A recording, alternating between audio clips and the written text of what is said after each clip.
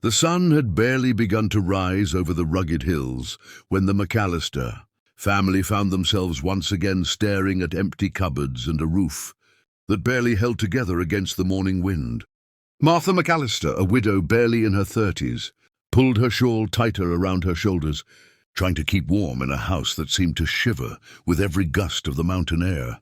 Her 3 boys, James, barely 12, Tom, 10, and little Sam, only 6, sat huddled together on the floor, their faces pale and eyes wide with hunger. They had always been a proud family, working the land that had been in Martha's family for generations.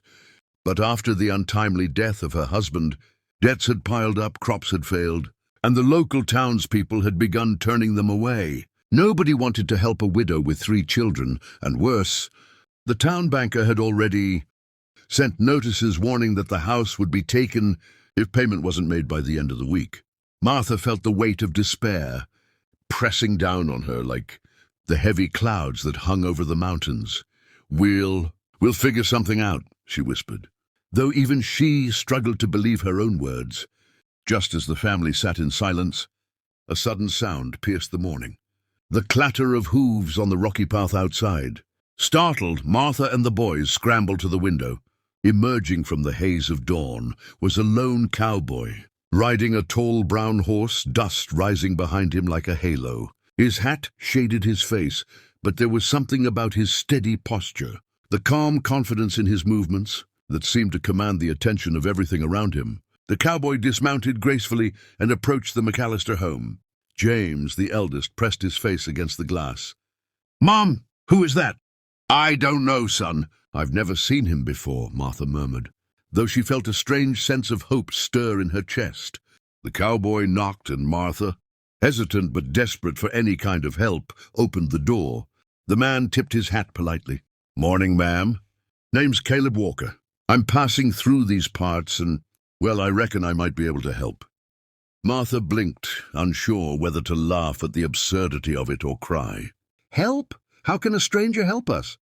Caleb smiled, a hint of sadness in his eyes. "Sometimes, ma'am, all it takes is a little bit of faith and a bit of work." He didn't explain further. Instead, he looked past her, down at the 3 boys who stared at him like deer caught in headlights. "Ain't seen young ones like you looking so down in a long while," he said gently. "You boys like animals?" Yes, sir," Tom said hesitantly. "Good," Caleb said, nodding. "Because sometimes the animals can teach more than the people ever could." Over the next few days, Caleb showed up at the McAllister farm every morning. He didn't ask for much, just a cup of tea, a bit of bread, and permission to work alongside them. He helped Martha repair the roof, mend fences, and plant hardy crops that could survive the rocky soil. But it wasn't just the labor that changed things. It was his way of speaking, of inspiring courage, of reminding them that even in the bleakest of times, life could be nurtured back to hope. One morning, Caleb brought the boys a surprise. "Boys," he said, "I reckon it's time you learned something that might just change your luck." He led them to a small stable at the edge of their property. Inside, 3 scrappy but spirited horses nickered as the boys approached. "Meet your partners," Caleb said, patting each one. "You take care of them, and they'll take care of you."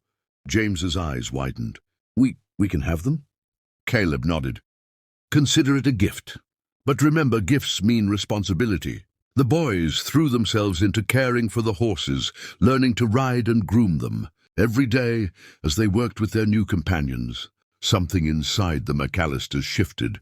Laughter returned to their home, small but persistent, like sunlight breaking through storm clouds. But just when things seemed to be turning around, trouble came knocking again. Word spread in town about the family getting help, and the same banker who had threatened to seize their land decided to push harder. He sent men to the farm to inspect the property, to see if the McAllisters were capable of paying their debts. Martha's heart sank when the men arrived. She tried to hide her fear, but the boys could see it in her eyes. Caleb, however, met the men calmly. "These folks aren't just surviving," he said, his voice steady. "They're thriving, and they've got a plan." The banker's men scoffed. "A widow and her children? You expect us to believe they can turn this farm around?" Caleb's eyes narrowed. "Believe what you want. But I've seen this family work miracles in dirt that wouldn't grow a single weed. They've got heart, and that counts for more than gold in the ground." The men left muttering, but the message was clear. The McAllisters weren't to be underestimated. As summer approached, the farm blossomed. The crops grew strong, the horses thrived, and the boys had learned not only to care for the land, but to believe in themselves. Caleb continued to guide them, but always in a quiet, unobtrusive way, letting them take the reins, literally and figuratively. One evening, as the sun set behind the mountains, Martha found Caleb sitting on the porch, quietly whittling a piece of wood. "You've done more for us than I can ever repay," she said softly. Caleb shook his head. "Repayment ain't why I came. Sometimes helping is just about giving folks a chance to see the horizon again." Martha looked at her boys, who were riding their horses across the field, laughter echoing in the warm evening air. "I don't even know how to thank you," she whispered. "Just promise me one thing," Caleb said, rising to his feet. "Keep moving forward. Take care of each other. That's all I ask."